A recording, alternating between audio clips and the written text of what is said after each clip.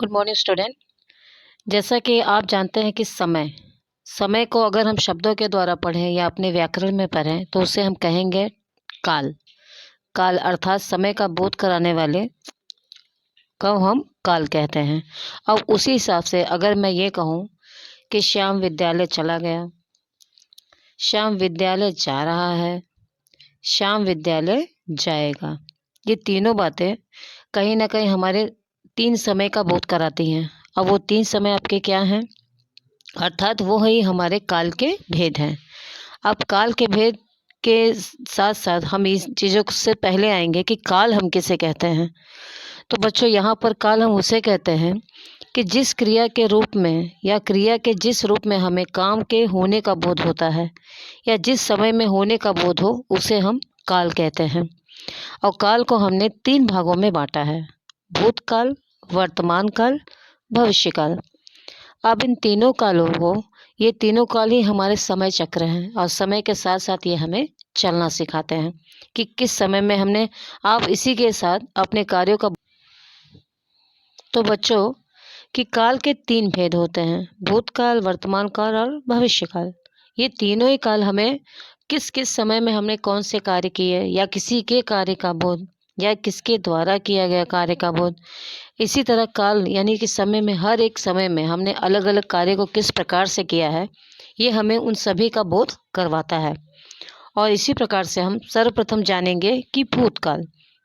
अब भूतकाल क्या होता है कि भूतकाल में कि क्रिया के जिस रूप में यह पता चले कि घटना बीते हुए समय में हो चुकी है, अर्थात कि जिस समय में यह पता चले कि यह बीते हुए समय में कार्य हुआ है या उसी के साथ बीते समय में कार्य किया गया है, तो इसके द्वारा हम ये कह सकते हैं कि बच्चों, उसे हम भूतकाल कहते हैं। जैसे आप देख रहे होंगे चित्र में कि एक बच्ची सो रही है।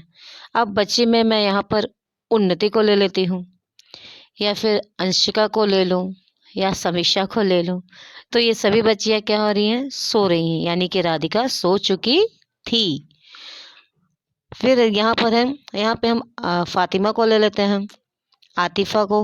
आतिफा पढ़ रही थी, अर्थात मैंने इन सभी के कार्य का मतलब ये कार्य कर चुके हैं और इसके बाद अब मैं इनके बारे में बता रही हूँ।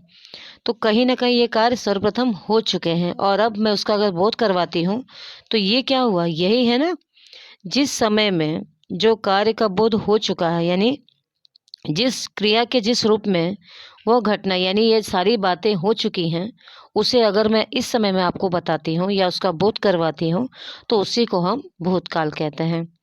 अब जैसा कि हमने यहाँ देखा कि पढ़ रही थी तथा सो चुकी थी, इन सभी वाक्यांशों में हमें क्या पता चला, ये जो दोनों चित्रों के द्वारा हमने जाना कि सलमा पढ़ रही थी या राधिका सो चुकी थी। इन सभी में अगर हम इसको अपने उदाहरण के साथ जाएं तो अपने उदाहरण में कि रजत पढ़ चुके थे या फिर रुद्रांश फर्स्ट सो चुके थे, तो इन सभी चीज़ों में आप देख रहे हो कि यहाँ चित्रों के द्वारा दोनों भूमिका स्त्रीवाचक है, ठीक। एक वचन और एक वचन के साथ ही मैंने आपको बताया है। आप गौर कीजिएगा कि काल में हम वचन, लिंग, क्रिया इन सभी को अपने अनुसार ढाल सकते हैं या अपने अनुसार आप उसका उदाहरण दे सकते हो। तो इसी के साथ काल के सर्वप्रथम जो भेद था भूतकाल, उम्मीद करती हूँ आपको ये पैराग्राफ समझ में आया होगा। अब अब होता है बच्चों कि हमारा वर्तमान काल। क्रिया के जिस रूप में हमें यह पता चलता है कि यह कार्य अभी हो रहा है, अभी चल रहा है, अर्थात जैसे मैं भी आपको पढ़ा रही हूँ या आप अध्ययन कर रहे हैं या आज विद्यालय बंद है या आज मैं बाजार जाऊंगा, या अगर अब यहाँ पे हर एक चीज़ क्या हुई, या मैंने हर जगह पे सर्वनाम का इस्तेमाल किया है। अगर इसी के द्वारा मैं बताऊं कि राम बाजार गया, राम ने पुस्तक पढ़ी, रजत ने पुस्तक पढ़ी, समीक्षा ने अध्ययन किया या समीक्षा अध्ययन कर रही है, तो इन सभी चीज़ों में हमने क्या देखा कि ये सारी चीज़ें उन चीज़ों का बोध करा रही हैं कि जो अभी इस समय में चल रहा है और वो इस समय में होते हुए कार्य का है जो बोध करा है। यानी इस समय में यानी जिस समय में अभी हम जो पढ़ रहे हैं या जो भी वक्त इस समय में आप कार्य कर रहे हो, इसका बोध अगर कोई करवाता है या उसके बारे में बताता है, तो यही आपका वर्तमान काल है। यानी क्रिया के जिस रूप से कार्य के अभी होने का बोध हो रहा है या कार्य अभी आपका हो रहा है, उसी को हम वर्तमान काल कहते हैं। अब जैसा कि आप देख सकते हो कि लिख रहा है तथा पढ़ा रही है, ये दो चीज़ें जो आपके चित्र के द्वारा आपको बताई जा रही हैं। जैसे एक जगह पर एक बच्चा है, दीपक पुस्तक लिख रहा है, और दूसरी जगह पे हम देख रहे हैं कि शिक्षिका कक्षा में पढ़ा रही हैं। अर्थात ये हमारे क्लास का एनवायरनमेंट है। क्लास में हम कैसे जब हम आपको पढ़ाते हैं तो हाँ, टीचर ब्लैक बोर्ड का यूज़ करती है, फिर बच्चों को उठा के उनसे क्वेश्चन करती है। तो ये अगर वो क्लास बहुत अच्छी जाती तो उस चीज़ को आप जब क्लास छूटती तो हम उसके बारे में बातें करते हैं। हम उसके बारे में कहते हैं कि आज हिंदी की क्लास बहुत मज़ेदार थी, आज बहुत मज़ा आया पढ़ के। तो आप क्या कह रहे हो, जिससे भी आप बता रहे हो वो इसी समय में बोध हुआ, यानी आज के समय में ही उस कार्य को किया गया, जिसके द्वारा हम ये कह सकते हैं कि ये वर्तमान काल है। अब जैसा कि कक्षा में यानी ऑनलाइन क्लास में हमने इन चीज़ों को कई सारे उदाहरण और कई सारे एग्जाम्पल के द्वारा पढ़ा है, ठीक है। तो उसी के हिसाब से हम ये कह सकते हैं कि क्रिया के जिस समय में होने का बोध हो, तो उसे हम वर्तमान काल कहते हैं। वर्तमान काल क्या है, दोबारा एक बार सुनिए, कि क्रिया के जिस रूप में यह पता चले कि क्रिया अभी हो रही है, अर्थात क्रिया के जिस रूप से हमें यह पता चले कि क्रिया अभी हो रही है या इस समय क्रिया चल रही है, तो क्रिया का वही बोध जो हमें कराता है उसे हम वर्तमान काल कहते हैं। अब वर्तमान काल में आप नीचे पैराग्राफ में देख सकते हैं कि लिख रहा है तथा पढ़ा रही है। अब यहाँ पे अगर हम चाहें तो हमने जो अपने एग्जाम्पल डाले हम उसे भी डाल सकते हैं, और इन सभी में हमें किस चीज़ों का बोध हो रहा है, इन सभी बातों में हमें वर्तमान काल के, ये सभी बातें हमें वर्तमान काल में बोध कराती हैं। जैसे अगर कुछ विद्यार्थी इसमें उदाहरण अगर समझते हैं, तो अगर हम कहें कि जैसे आज की क्लास में हमने कई काफ़ी सारे व्याकरण के ही काल की कई सारी चीज़ों को हमने जाना था। उसमें हमने कई सारे एग्जाम्पल और उदाहरण को भी समझा, जिसमें मैंने बच्चों से भी एग्जाम्पल माँगे। तो बच्चे वर्तमान में कि आज मैं बाज़ार जाऊँगा, पापा दादी से बात कर रहे हैं। तो बच्चों ने अलग-अलग एग्जाम्पल या उदाहरण मुझे वहाँ प्रस्तुत किए थे। तो इन सभी बोध क्या करवाते हैं बच्चों? ये सभी बोध हमें वर्तमान काल का करवाते हैं। और इसी के साथ अब आपका वर्तमान काल का जो पैराग्राफ है वो समाप्त होता है। अब हम जानेंगे हमारा तीसरा तीसरा अर्थात भविष्य काल।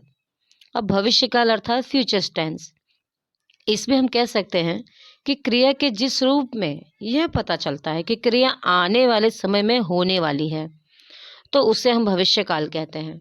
जैसे कि अब आपके कुछ और भी गेम्स स्टार्ट होंगे, आप और भी गेम्स में भाग लेंगे और उसमें आप बहुत अच्छे से अपनी चीज़ों को एंजॉय करेंगे। तो आपकी जो अंदर की अनुभूति यानी अंदर के कार्य को ऊर्जा मिलेगी, और इसमें हो सकता है कि आप बहुत अच्छे प्रदर्शन के द्वारा उसमें आप प्रतियोगिता में भाग लो और उसमें हो सकता है विजय भी प्राप्त करो। इन सभी के द्वारा क्या होता है कि आने वाले समय में जो हो खेल कूद के कार्यक्रम होंगे, उसमें आपने सफलतापूर्वक भाग लिया और आगे जाके एक अच्छा मुकाम भी हासिल किया। तो ये सभी बातें क्या होंगी, आगे होने वाली बातें हैं ये। अब इसको अगर हम थोड़ा और नज़दीक लें, याद रखिएगा बच्चों कि आज के समय में यानी अगर ये बातें कल होती हैं, तो कल के समय या उसके बाद आने वाले समय में भी होगा, तब भी आप उसे भविष्यकाल ही कहेंगे। क्योंकि जैसे अगर मैं ये कहूँ कि कल कल मैं बाज़ार जाऊँगी, तो कल मैं बाज़ार जाऊँगी अर्थात आज के समय में मैं आपको अपने आने वाले कार्यों का बोध करवा रही हूँ। तो ये क्या होगा? ये आपका होगा कि मैं कल बाज़ार जाऊँगी, यानी मैं आज ही आपको बता रही हूँ। तो ये भी हमारा भविष्य काल है। अब अगर आप जैसे देख ही रहे हैं कि इस वक़्त मौसम सही नहीं है, कभी बादल घिर जाते हैं, कभी बारिश हो जाती है। तो हल्के से बादल को भी देख के जैसे आपके चित्रों के द्वारा भी दर्शाया जा रहा है कि आज शायद बारिश होगी। अब यहाँ शायद भी है और आज भी है। लेकिन ये दोनों बातें क्या हो रही हैं? इसमें असमंजस की स्थिति बनी हुई है कि होंगी या नहीं होंगी। लेकिन अर्थात आपने इस चीज़ की घोषणा अवश्य कर दी है कि बारिश होगी। तो हम देखते हैं कि इन दिनों रात में या फिर सायंकाली कभी भी बरसात हो जाती है, क्योंकि मौसम का ये रूप है, इस वक्त ये सबसे ठंडी का समय चल रहा है। तो इस नाते से अगर हम उसका अंदाज़ से, जैसे हम सुबह जब उठते हैं तो मौसम काफ़ी ठंडा होता है, तो ठंडे मौसम में लगता है आज धूप नहीं होगी, यानी शायद आज धूप नहीं होगी। तो ये क्या हुआ? ये भी आपका भविष्यकाल हुआ। मौसम के बदलते अंदाज को ही ना हम अपने अनुभव से के द्वारा बताते हैं। तो उसके हिसाब से हम ये कह सकते हैं कि ये भविष्यकाल है। अब बच्चों, भविष्यकाल में चुनिंदा और भी उदाहरण हो सकते हैं जो आप अपने द्वारा बनाएं। जैसे कि मॉर्निंग की क्लास में जब हमने शेयर किया था, तो मॉर्निंग की क्लास में कि मैं आगे जाकर एक अच्छा टीचर बनूंगा। जैसे कुछ बच्चों ने ये कहा था, कुछ बच्चों ने कहा कि आगे के होने वाले गेम में मैं अपना महत्वपूर्ण योगदान दूंगा। ये भी भविष्यकाल है। या फिर लड़कियों के जो डांस के कार्यक्रम हुए हैं, अब उन पे कितने अच्छे लाइक्स आएंगे, कितने अच्छे कमेंट आएंगे, ये आगे देखा जाएगा। तो ये सभी चीज़ें क्या है कि आने वाले समय में ये होंगे, और जब ये होंगे तब हम इनके बारे में जानेंगे। तो ये होता है आपका भविष्यकाल। अब तीनों कालों का इस्तेमाल जब हमने देख लिया है बच्चों, अब इन तीनों कालों के द्वारा हम ये तो कह सकते हैं कि समय हमारा 3 रूपों के हिसाब से चलता है। एक जिस समय में हम हैं, एक जो समय बीत चुका, और एक जो समय है जो आएगा। इन तीनों के द्वारा